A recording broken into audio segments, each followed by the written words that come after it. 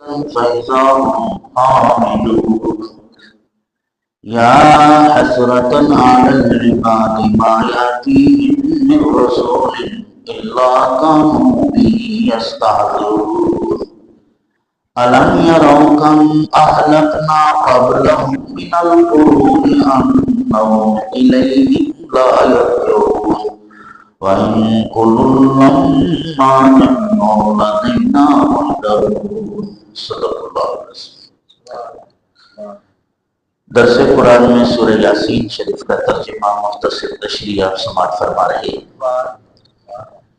گزشتہ درس میں آپ نے سماعت فرمایا کہ حبیب نجار کو جب وہ قتل کر رہے تھے تو انہوں نے اپنے ایمان کا علل اعلان اظہار فرمایا اور حضرت عیسیٰ علیہ السلام کے فرستادوں کو اس پر گواہ بنایا اور اللہ رب العالمین کی طرف سے اسی جنت میں داخل ہونے اور ان کے بخشش اور عزت دار بندوں میں شامل ہونے کا ذکر ہوا۔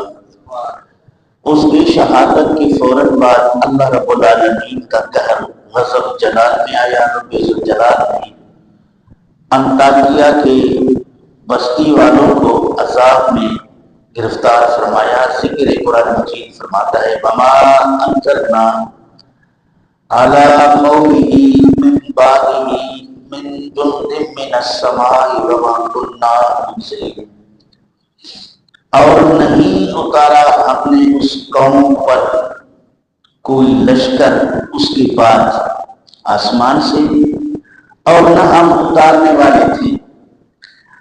اللہ رب العالمین نے فرمایا کہ یہ اپنے آپ کو بہت بڑا طاقتور سمجھ رہے تھے۔ ان کا یہ خیال تھا کہ کوئی بہت بڑا لشکر آ کر ہمارا مقابلہ کرے تو کرے، کسی ایک یا دو شخص کی ضرورت مجال نہیں کہ ہمارا سامنا کرے۔ تو رب ذوالجلال نے اس کی اس گھمنڈ کو توڑتے ہوئے ارشاد فرمایا کہ ہم نے اس کے بعد جو ہمارے بندے حبیب نجار کو شہید کیا، اس کے بعد ہم اس کے انتقام کے لیے کوئی آسمان سے لشکر نہیں اتارے، نہ ہم لشکر اتارنے والے تھے، یعنی نہ ہمیں اتنی بڑی لشکر کی ضرورت ہے کہ ہم کسی کے انتقام لینے کے لیے بہت بڑا لشکر بھیج کر ان کو ہلاک کریں۔ ایسا نہیں ہے۔ فرمایا انکانت الا صیحۃ واحدۃ، مگر وہ ایک چنگھاڑ تھی۔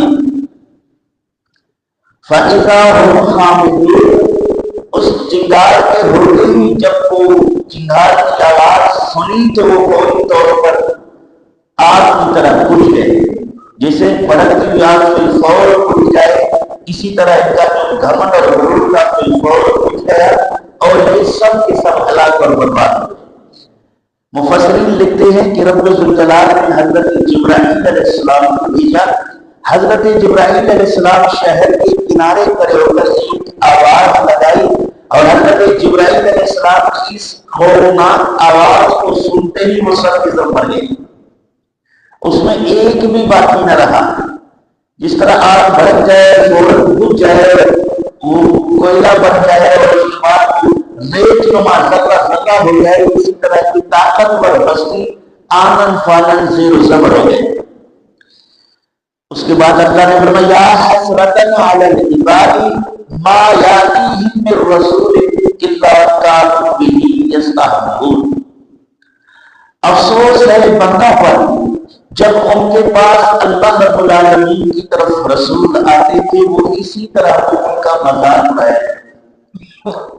پیغمبر کے آتے ہی، رسولوں کے آتے ہی انہوں نے ان کا مذاق اڑایا، ان کے کھانے پینے کو نشانہ بنایا، ان کے بیوی بچوں کا ذکر کیا، ان کو اپنے جیسا تصور کر کے ان کے کسی ایک قول پر انہوں نے یقین نہ کیا۔ فرمایا الم یروا کم اہلکنا قبلہم من القرون انتم الیہم لا یرجعون، انہم الیہم لا یرجعون، اے پیغمبر صلی اللہ علیہ وسلم مکے والے کیا نہیں دیکھتے تھے جو ان سے پہلے بہت ساری قومیں ہلاک ہوگی اور پھر واپس ان کی طرف لوٹنے والے تھے؟ جو ہلاک ہو جاتے ہیں وہ پھر فوراً ان کی طرف لوٹ کر نہیں آتے۔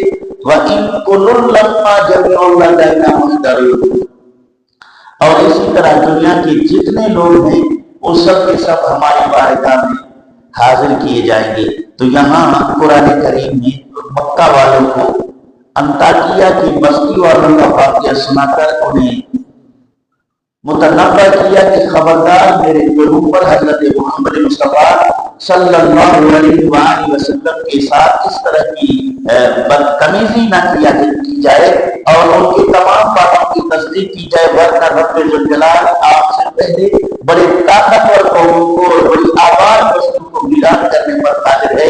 اسی طرح رب ذوالجلال کی قدرت سے تم باہر نہیں، لہذا تمہیں چاہیے کہ اللہ رب العالمین کے خوف سے کرو اور پیغمبروں کی اطاعت کرو۔ پتہ چلا کہ اللہ رب العالمین کا غضب تب آتا ہے جب اللہ کی برگزیدہ بندوں کے ساتھ کوئی بے ادبی کرتا ہے، تو ان کی بے ادبی کی نحوست سے قومیں اور شہریں بستیاں برباد ہو جاتے ہیں۔ اللہ تعالیٰ جل شانہ ادب کی توفیق نصیب فرمائے۔ اس کے بعد اگلی آیتوں کا ذکر انشاءاللہ کا